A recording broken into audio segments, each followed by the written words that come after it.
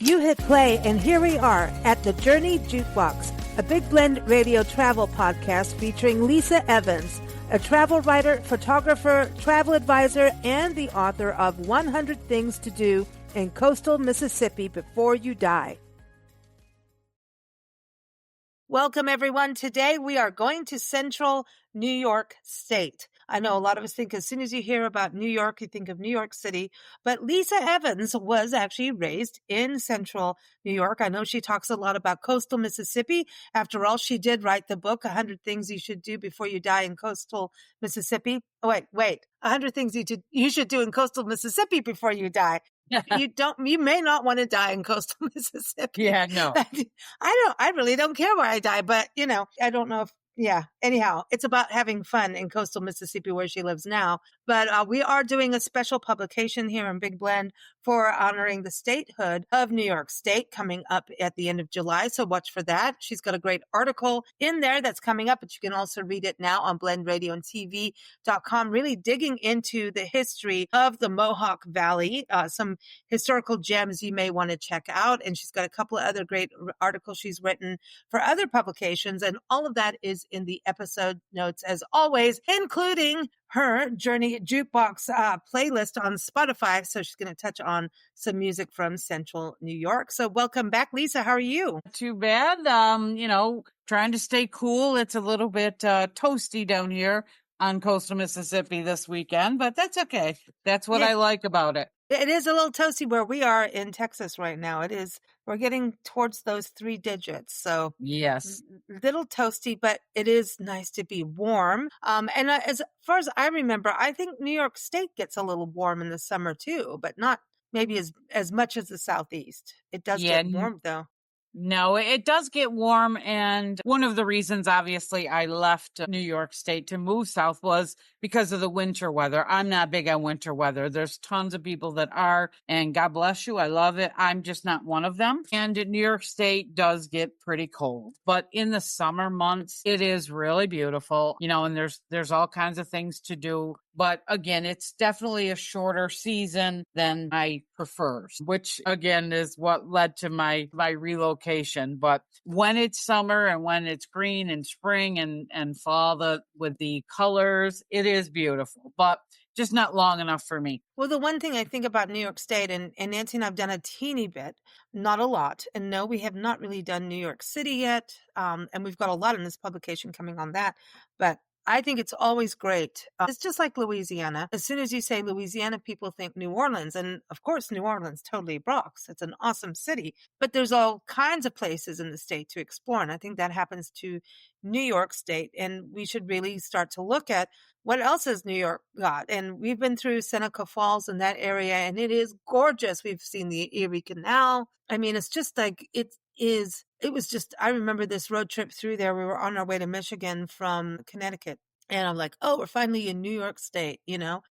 And the history that went down in New York State, New York City, and I mean, obviously it's so huge in the history of this country. What went down in New York City, it really helped shape our country, but especially when you go back to the history of the Dutch and the English. The main thing I think is looking at the roots of our indigenous people throughout this region. And when the area you're talking about in Central New York is pretty much today is Mohawk Valley and a little bit surrounding Mohawk Valley, right? Can you tell us a little bit about that area? Because I also think when we talk about indigenous people, sometimes we forget about the indigenous people in the northeast corner of our country. A lot of times we think of the indigenous people in the Southwest and, Oklahoma, where Nancy and I just traveled through. It's very much a prominent culture, and we kind of forced it on them, to be there. But I do want to touch on that a little bit. The Native American history of New York State is something to be appreciated, don't you think? It absolutely is. And I can remember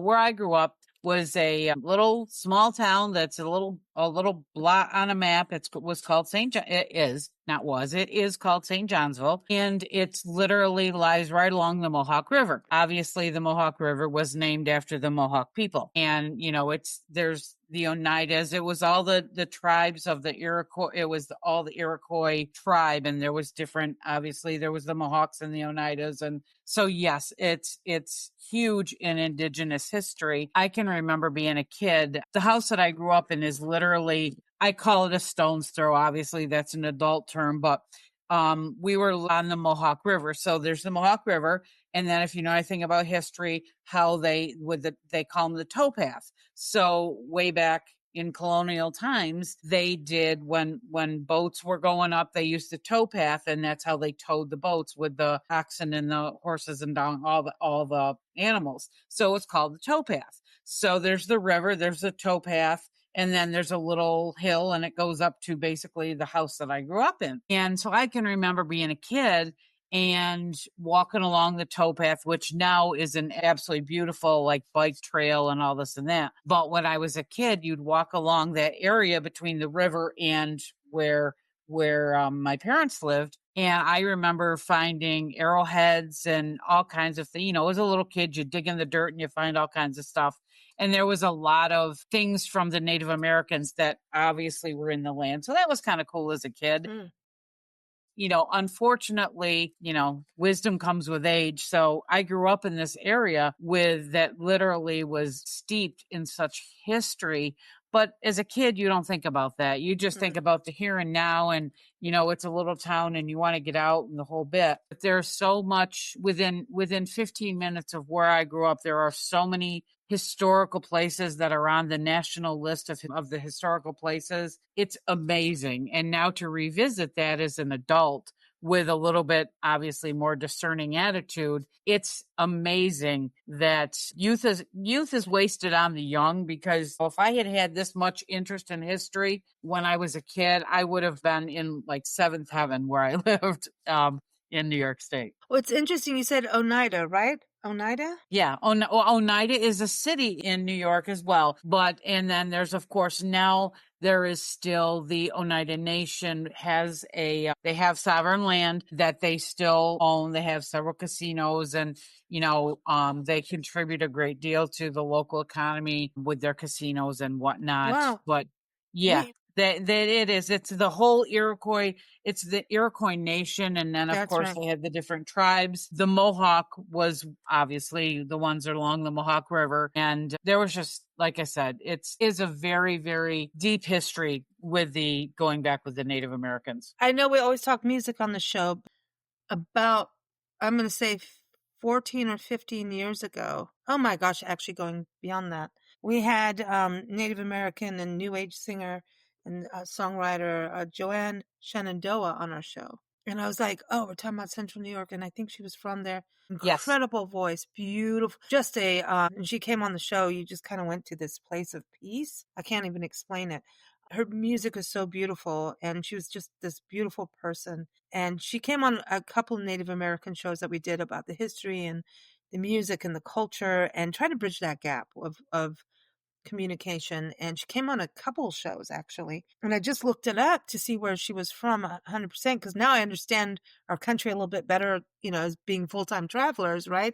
I didn't know she passed away 4 years ago, 3.5 years ago, in Arizona, where we actually recorded her. But anyway, yeah, sad to see that. But so do you mind if we put one of her songs on the playlist, on your Journey Jukebox Spotify playlist, Joanne Shenandoah? Not at all. I think it'd be a great addition. And then keeping with that same, I'm going to use other things that might be recognizable. I'm sure everybody's heard of the town of Cooperstown. That's a little bit like south of where I grew up. But of course, you have Cooperstown, you have James Fenimore Cooper, I think Last of the Mohicans, that all delves into obviously the deep Native American history as well. Cooperstown's another beautiful area in New York State. Again, just south of Central a little bit, but they have the Farmers Museum. They have James Fenimore Cooper House, which is just it's an art. It's beautiful. Cooperstown, obviously the Baseball Hall of Fame, if we have some baseball fans there, but there's just again, James Fenner Cooper was from that area, and that's what he wrote about. And again, everybody knows Last Mohicans, I would think. So it's Yeah, just it's a deep history. Yeah, think Daniel Day Lewis. Come on, Last my Mohicans. listen, when I was a teenager when that movie came out, and I thought he Mhm. was like the, be all end all. That was a Yeah, fantastic that was movie. it was a great movie. It was a great movie. And it gave people an interest in the culture to understand what was going on.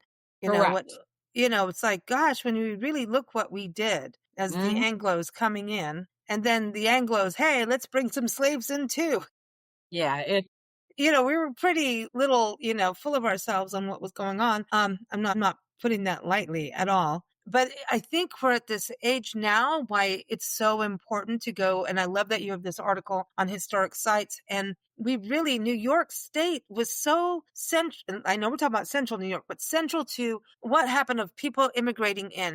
It was one of the biggest regions where people came in through New York and of course, other areas like Galveston, Texas, and different port cities. But this was really where a lot of immigrants came through. And when we go to these historic sites, we're learning about the ancestral people. We're learning about the immigrant people because other than the ancestral people, we're all immigrants here, or we were brought here against our will as a slave. So it's kind of this interesting history. And when we go through the history and go to these sites, isn't that super important to do to broaden our horizons so we can actually look at things with some perspective? Yes. And again, like I said, the history in that part of the New York State where I grew up, it goes back to revolutionary times. I mean, you've got 4 o'clock, which is probably 4 o'clock is maybe 10 minutes from where I grew up. Palatine Church, add a couple more, maybe 5 more minutes to that. Nellis Tavern, Indian Castle Church. There's historical churches that now are just breathtaking that people have, there's thankfully there are societies and members who are more forward thinking than others who have restored these beautiful places. And when you go to them and you visit them and you dig into some of the history, it's simply amazing. I mean, if anybody's a Revolutionary War buff, I mean, you've heard of the Battle of Oriskany, you've heard of Saratoga, the Battle of Saratoga, and just the whole Mohawk Valley, the Mohawk, how vital the Mohawk River was. And literally, I could see the Mohawk River from where I grew up. I mean, obviously, Erie Canal, the Mohawk River goes to Albany, picks up the Hudson, the whole bit. New York's great on the whole waterway thing. But the Mohawk River it just has so much, it was such an integral part of the livelihood of that area and the growth. I mean, you stop and think about it, that's how people got places, on and Nellis Tavern. It basically was a place for the travelers to stay. It was, a B&B back in way back when. The churches obviously were built for the communities that they served. That it's just there's so much history. It's incredible. Shame on me for never appreciating it when I was actually younger and living there. General Herkimer House is, another 15 minutes from where I grew up. Wow. Yeah, it's crazy the amount of history that was within, I'll say, 30 minutes of where I lived all my life, for most of my life. And and like I said, shame on me for not appreciating it when I was there. Well, It's like when what is it? Who says you can't go home? That's one of my articles. And, you just don't appreciate it when you're there. Or, well, some people do. I didn't. And. I think we all have this. We were actually talking about this at a travel conference recently and talking about how we take it for granted or something you learned in school. And when you're in school, all you want to do is get out Yep, kind of thing. pretty Everybody's much. different, obviously.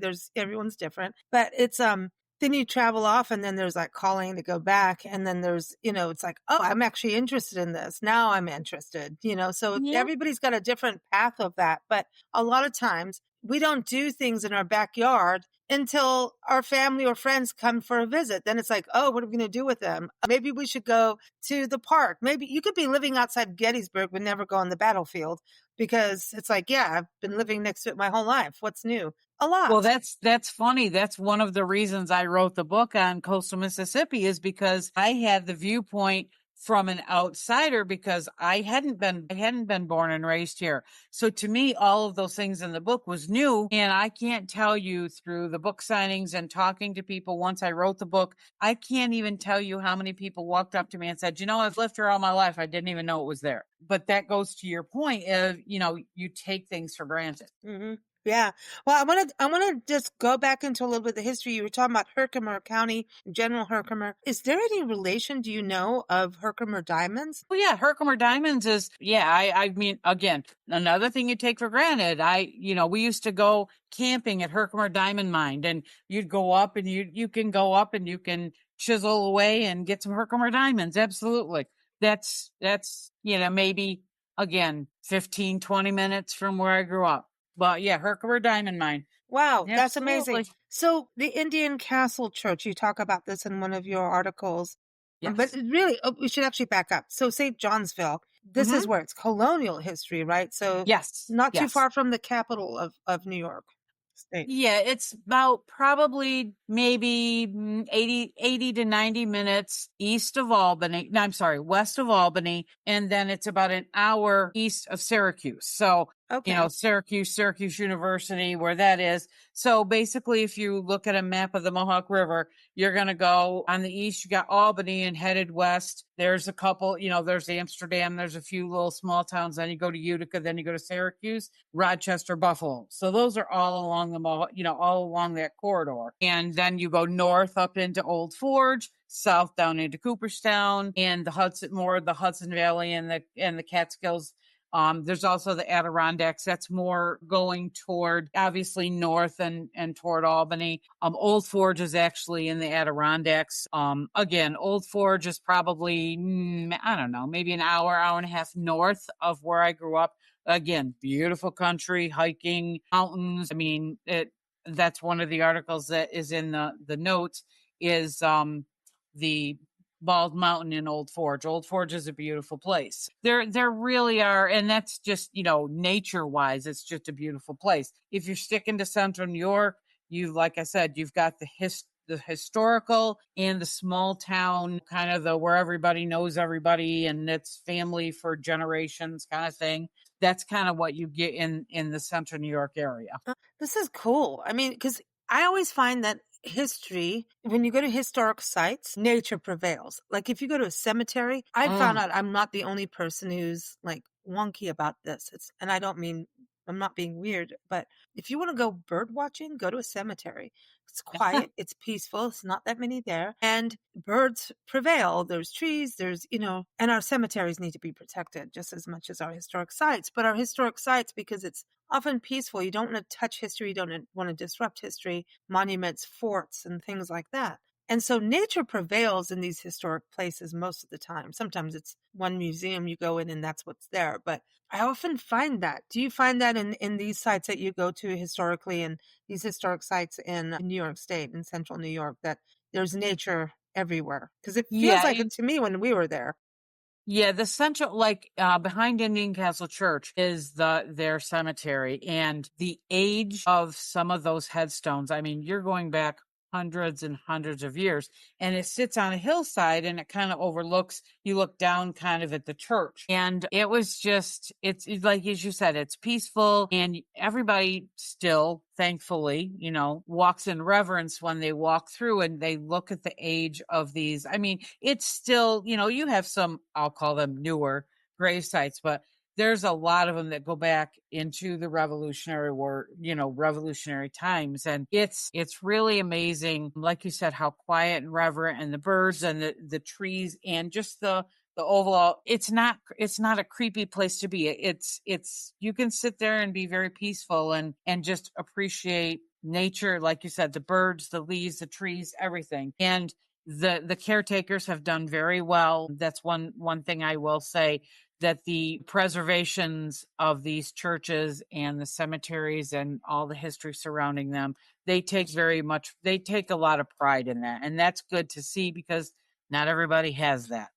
And well, yeah, it's hard. And majority of the time, it's volunteers. Correct. Yeah. So it's something to think as us travelers to have that light footprint and not cause any more work for volunteers that are doing out of passion and care and love for their Hmm. history, you know? I wanted to talk about this pipe organ. Oh my God. It's beautiful. I love It pipe is. organs. They're It, just it amazing. It literally, I mean, Palatine Church, the old historic Palatine Church, it's a really small, it's a very small church, but this pipe organ literally takes your breath away. I mean, I mean, they do have special events and things still there. And I think you can ask, I think that they may allow people if they really want to be married there, but it's like got to be a special event. And this pipe organ is just, it's beautiful. And they have all the books on the history of this church in like glass. And actually the funny part is when I went to Old Palatine Church again as an adult. So here I am, and I'm corresponding with the caretaker and the people that take care of it. Come to find out, and this is, small world. When I walked in there, my high school English teacher, it was his wife that basically I had been corresponding with, and she's on the society that preserves this. And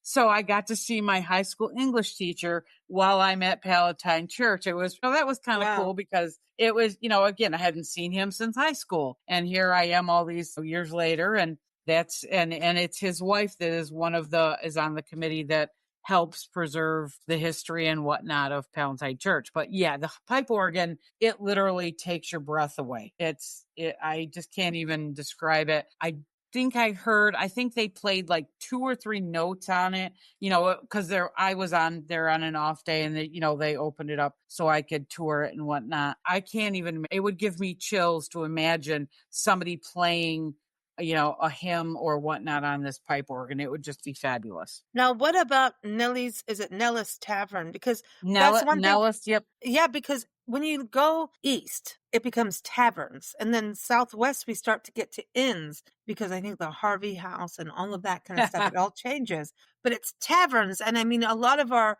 historical decision making was done in Hmm. taverns, which I think is quite appropriate personally. But taverns, I mean, you've got to think it happened in Massachusetts, it happened all New York State taverns. This is taverns, like coffee shops in Europe Yeah. were like places where people could talk politics, get together, hush hush, and be able to have some kind of freedom to talk about what was going on and protect themselves or make change and make a movement. But it Yeah. seems like in this country, maybe it was more on the eastern side that in the taverns that kind of thing happened. Yeah, and Nellis Tavern has a really cool history because it basically adapted. It was obviously the Nellis family, but what happened is that has actually been the house has actually been turned around because all right, so years ago, again, think of the Mohawk River, and that was the main mode of transportation. So you had the big welcome door, I guess the main entrance to the tavern was facing the river. Well, then as the river was still going, but then they started to build roads, and they called it the Mohawk Turnpike, which right now it's Route 5. So they literally turned the house around so that the main entrance was facing the road versus the river once the road started to be built, because that's where it was something new, and you were using the road or the turnpike as they called it. So the main door faced the road now, and they added a second story because then they opened it up. One thing that I thought was really cool that I learned is, back in colonial times, no traveler, they generally didn't turn away a traveler. If you were traveling and you needed a place to stay, you looked for someplace like Nellis Tavern. And so with when they started the Mohawk Turnpike, it was more and more people. So then they built the second story and added more rooms for the travelers to stop. And I'll never forget this. The guide that took me through Nellis Tavern, which by the way it's pretty cool with the stenciling and the renovation and the restoration that happened. But he said to me, and it was an older gentleman, had been doing this for a long time, and he said, think of it as a B&B with booze, because Oh, they started adding, it was basically just a place for people to lay their heads and sleep as they're passing through. Well, once traffic started up, somebody in the family said, hey, you know what? Why can't we start doing food and beverage and stuff? So that's when it became a tavern. And so that's what he called it. He said, think of a B&B with booze. Well, And I this thought that was and kind of cool. I think, Lisa, we would like this. We approve, but maybe that goes towards the inn part of it when you start to head Yes. to the Yep. Southwest, Correct. because the Southwest is younger, in Anglo terms, younger, so that adapts through. Because we've been to one of the oldest actual inns in the country, which is La Hmm. Fonda in Santa Fe. And Santa Fe connects through all these routes like Santa Fe Trail and all these things that Hmm. goes with rail and, I mean, these thoroughfares are so crucial to what happened and shaped America, or these thoroughfares. Exactly. And If you most of stop these and think, thoroughfares yeah. were Indian roads, started with Indian roads, Yep, really. precisely. Because that's, I mean, if you stop and think about it, that's how they got, they got around by boat, and then they got around by, like wagons and things like that, which is when they started putting in what they call in New York State turnpikes. And, the river was the major thoroughfare for years and years. That's how the Native Americans, went from place to place. That's how they were able to get up and down the valley so quickly, as, they had the big longboats, which are pretty cool. And, it's just part of the history. That's the way, if you look at a map and you stop and think from Albany to, let's just say, Rochester or Syracuse or whatever, or even Utica, how did they get there? They got there a whole lot faster. I mean, yeah, they walked the towpath, they walked places too, but the river got them there a whole lot quicker. So Yeah, well, the river. I mean, James Michener always says he starts his book at the center, which where water is, because that's where civilization travels to or settles, is always where there is water, right? correct. And so it goes from there. And waterways bring things in.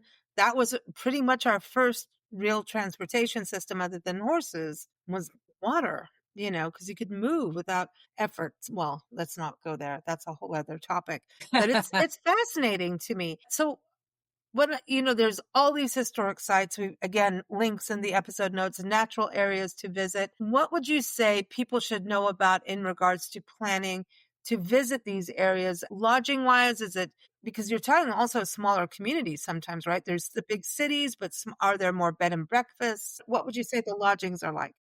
To be honest with you, you're probably going to have to stay in one of I mean, unless you're in, and they have inns like, you're talking Best Western and things like that.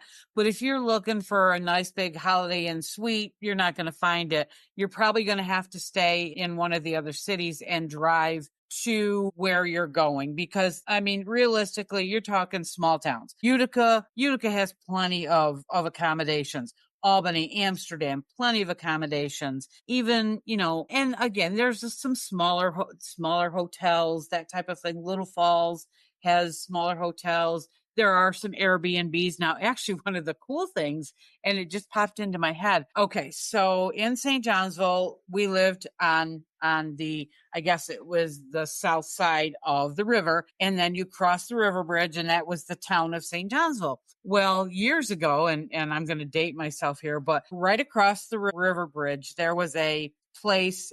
And back then it was wooded and things like that. It was a party spot. I'm not going to lie. That's where and we would go down there and you'd party and you'd sit on the wall and you'd, again, not safe, but sit on the wall over the river. It was really kind of cool.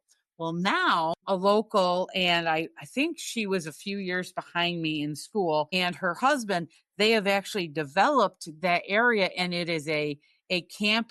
They have like a couple of old railroad cars that they rent out as Airbnbs. Now, right across the That's road cool. on the other side, we have a beautiful marina in St. Johnsville as well. And the marina, the town they have a whole beautiful campground there. So in one of my articles, it's an article link. It shows it's about who says you can't go home. I was there one evening and they have, in the summertime, they have like live music there, like little local areas all the campers come out, the locals come over, and it's just one of those really cool Mm, small town things that you have. You know, people come and they bring their lawn chairs and all that kind of thing. And again, every time, and I haven't been back to New York, well, in a couple years, but you know, when you go there and I think it's Monday nights, if I'm not, it's either Monday nights or Tuesday nights. And they have it and you go to and I go and I see, it's like going to old home days. You see people I graduated with and it's pretty cool. So that's on one side. And then you have River Road, which is the road obviously that crosses the river bridge. And then on the other side is this where I was talking about.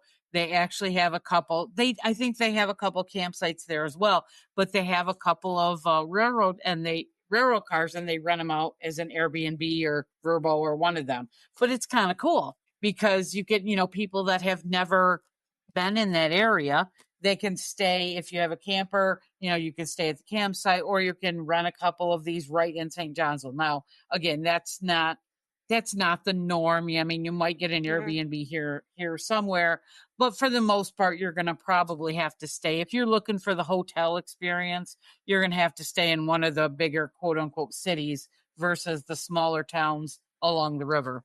Yeah, I think this is so fascinating to me about what you can see and do. Now, I want to go to food, and then I want to touch on the Erie Canal since it's celebrating its centennial, because that also is connected, right? The Erie Canal Yeah, to it's your part of region. it's the funniest thing. I mean, the Mohawk River and the Erie Canal are one and the same, except in certain areas where they diverge, and then it's the canal, and then they come back together. And I think it's in Rome and in Utica, they're two separate. It's really an interesting thing. I mean, I always refer to it. I know it's not 100% correct. I always refer to the Erie Canal as the Mohawk River, but technically there are splits that where the river goes one way and the canal goes another. Like city of Utica's one, city of Rome's one. So, but again, growing up and living there, I always refer to the Erie Canal as the river. So because it's basically it's one in the same in most spots. Yeah, it's a the Erie Canal. We've been to where it ends in Erie, Pennsylvania, or started. Mhm. I can't remember if it starts or ends. And it's actually at the Wordsey Mansion. Oh my gosh, Hagen. It's like this historic. Oh my gosh, I can't believe I can't remember it. But I'm close to it, and it's on Millionaire Street, so it is. They have a Millionaire Street, and they have historic B&Bs, and stay at the Spencer House if you go to Erie, Pennsylvania is fascinating. It is. It is. And what I've learned is Pennsylvania and New York State are like almost twin states in that they share such common history together and nature. And it's like you could do like a New York State and Pennsylvania state road trip between the two states, I think. You know, that would be super fun to do because there's Yeah. just shared topography, shared history, a lot of shared history. And I encourage people to kind of check that out. But so the Erie Canal, there's even a rest area kind of near Seneca Falls that you can go and see it. And they do an amazing job interpreting the history. And it's just gorgeous. So check Yes. it out. It's gorgeous. And if you've ever been along, it's actually what's really cool. And again, I'm going back way when I was young. They have the lock system, of course, the Erie Canal. So the boats go through the locks, and there's Mm. several locks near where I lived. And my dad, way back when, used to actually, you know, he was in between jobs or whatever, and he actually worked at one of the locks. And it's cool as hell to see how they bring the water up and then let the boat go through or down and up. And you have to know how to operate the locks. And he used to, of course, have to work weekends. So I remember my mom and I would take a picnic and we'd go hang out with dad while he was working. And you could sit like right along the river and watch the locks go up and down. That's really interesting to see when, you know, when you see the boats, you know, because obviously they have to fill it, the boats come up and then they, you know, mosey on down the rest of the river. So that's Wow. really cool. Yeah, that's cool. It is. So The lock system is I mean, the Erie Canal has numerous locks in the lock system, but that's kind of cool. what can people, because like you can do like barge tours in Europe Hmm. through lock systems, like through Scotland and Germany and things like that. Can people take their boats along the canal in the Erie Canal, or their boat tours or anything? No, well, no, most of it is private boats, like the marina in St. Johnsville. I mean, you can see some. I mean, a lot of them are like just your standard fishing boats, but there's a lot of nice yachts, and they come up from the Hudson. They come over, and they basically come from New York up All of this over. connects to the Hudson, right? All of this connects Correct. to the Hudson. So you could, like, say you're in New York, you come up the Hudson to Albany, and then you kind of hang a left and get in the Mohawk in the Erie Canal, and you can go all the way out. You can go all the way across New York State. So some of the yachts that come through are absolutely gorgeous. And again, one of the cool things we used to do, because I could be from where I grew up to the river bridge in maybe about 3 minutes walk.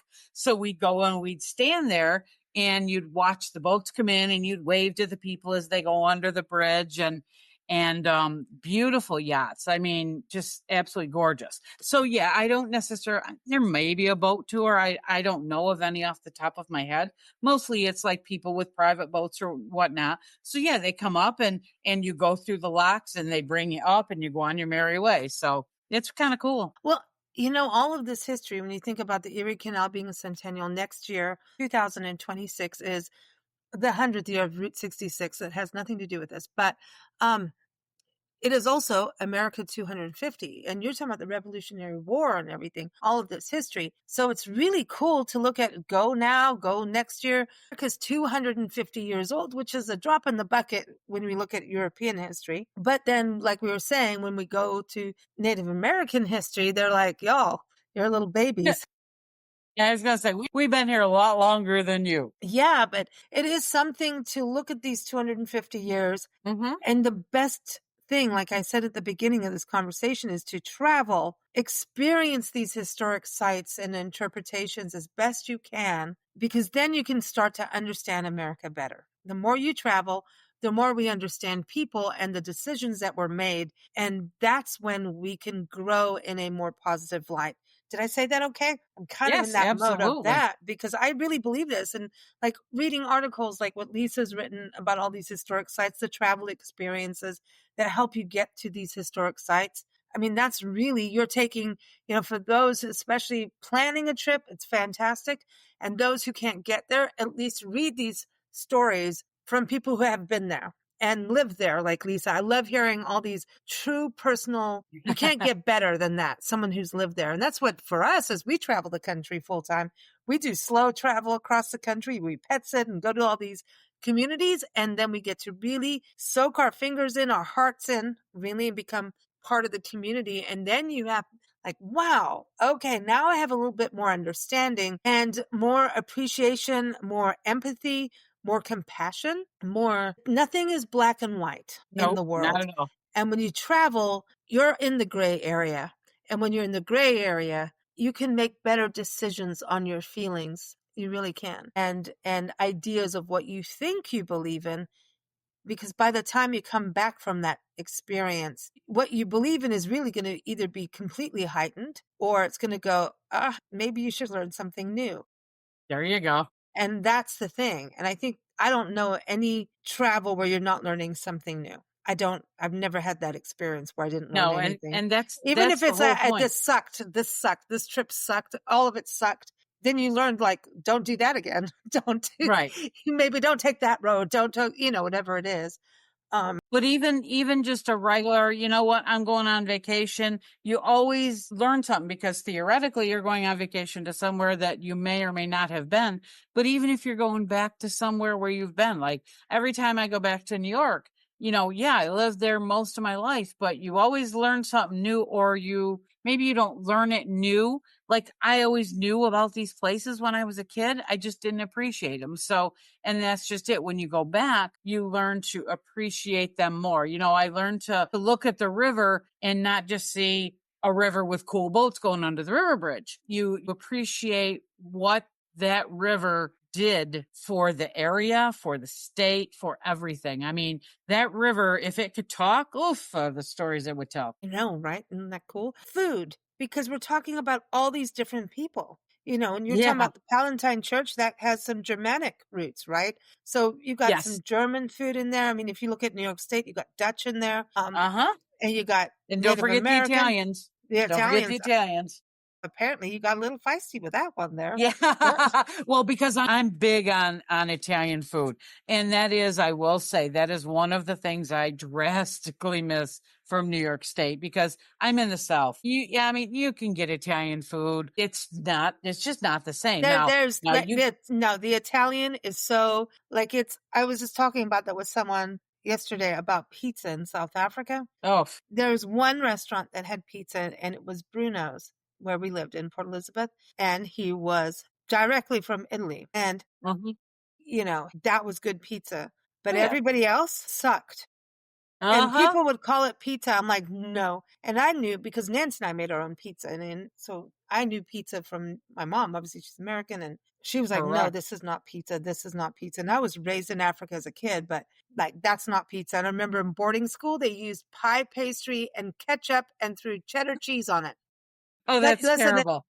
but in boarding school, you lived for that because the rest of the food truly sucked. So it Yeah, doesn't, but no, you know. you're right. There's so much different, so many different things as far as food wise. Again, my favorite is Italian, mostly because I miss it desperately now that I'm here. But I mean, if you stop and think about it, and especially because I'm in the South now, so we have a lot of seafood.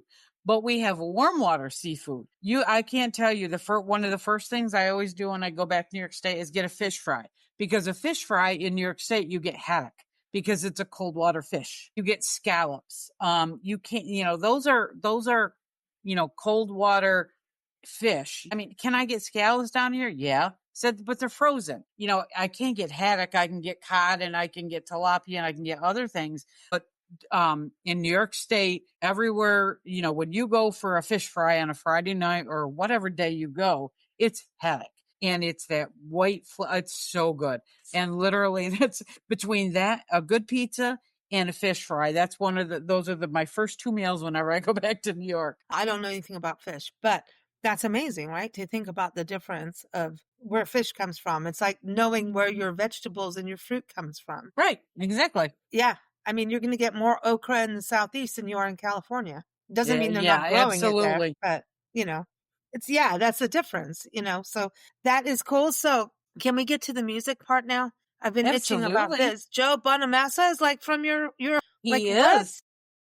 And I Yeah. think I mentioned him on last month's podcast Yes, you when did. we talked about Shamika, because I remember Joe Bonamassa when he was a 15-year-old kid in Central New York playing venues up there. And, he was good at age 15. So now 30, 40 years later, actually, I think he's 50-ish somewhere, whatever he is now, but he's fabulous. But it's hysterical to me when I look at Joe Bonamassa and you hear all these people going, "Oh my God, he's so good! He's such a great blues musician and guitarist and all this and that." I'm like, I saw the kid when he was 15, so that was pretty cool. But yeah, Joe Bonamassa is fabulous. He's a great guitarist. Now, what's going on with this Post Malone song? Has this got to do with New York or what? What's going Well, on? Post Malone is from Syracuse. No I way. just I had no yeah, idea about that. Yeah. And I like that song with him and Taylor. I had to just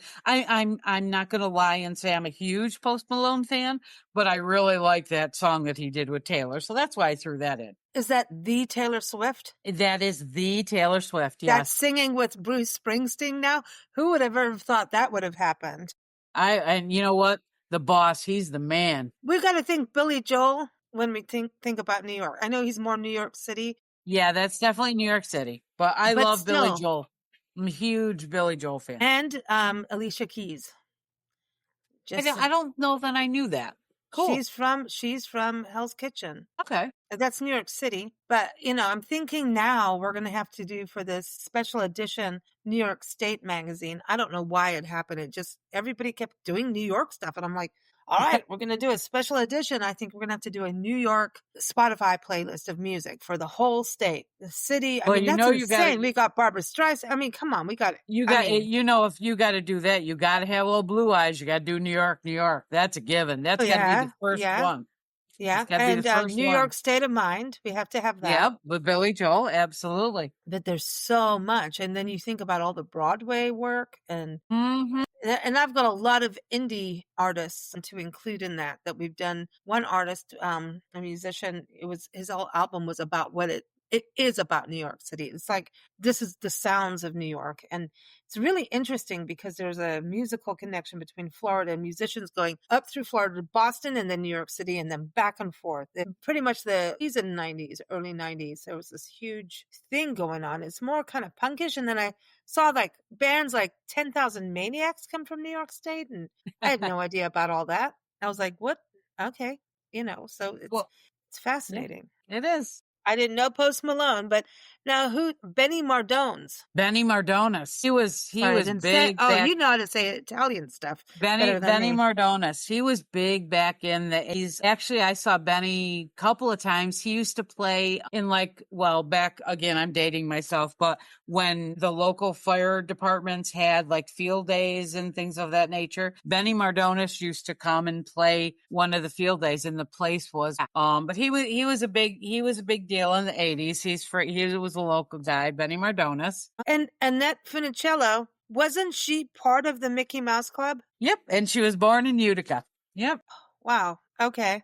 And then Sawyer Fredericks. I think people are going No, to know him. he came after I left New York, but apparently he won The Voice. And he's from Fultonville, which is, it's one of those small towns between Amsterdam and Utica, but he won The Voice. Wow. This is cool. This is cool. I mean, I think it's just, when you look at who was where, musically, it's just, now it's to me, I have done so many interviews of upstate New York, but that's not central New York, but so many upstate New York musicians.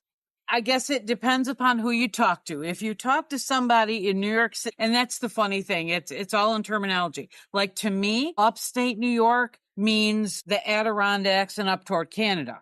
But if you talk to somebody in New York City, upstate New York is anything outside of New York City. So the way I view it is you got New York City, then you got like the Hudson Valley, then you got the Capital District, then you've got Central, then you got Western, and then you got the North. And that's like Old Forge, Adirondacks, Potsdam up to the St. Lawrence.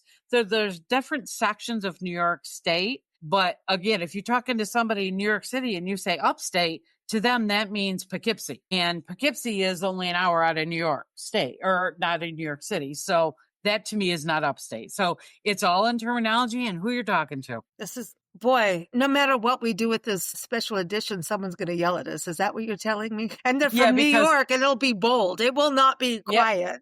Yeah. Yeah, because that's okay. Well, that's what marks New York. That's why it's hysterical. Even after 12 years of being here on the coast, I get, you're not from around here, are you? No, Yeah. I'm not, because New York is born. I mean, you can't shake the New York. New Yorkers are, no matter where you are in New York, we're blunt, we're loud, we are who we are. It just Exactly. Exactly. Man. Woo, this is going to be fun. Everyone, again, the links for Lisa's articles are in the episode notes. One of them is a new one that is up on blendradioandtv.com, but everything she's talked about is there, including the music playlist, which has everything from, oh my God, Jimmy Buffett to Shamika Copeland to, hey, we got Joe Bonamassa again, because he's a main, he'll remain there, right? So very cool, Lisa. All right. Thanks for joining us. Always fun. Yes, it is all the time. Thank you so much. Thanks for joining us here on Big Blend Radio's Journey Jukebox with travel writer and author and travel advisor Lisa Evans. Keep up with Lisa at writerlisa.com and follow bigblendradio.com for new episodes every third Tuesday.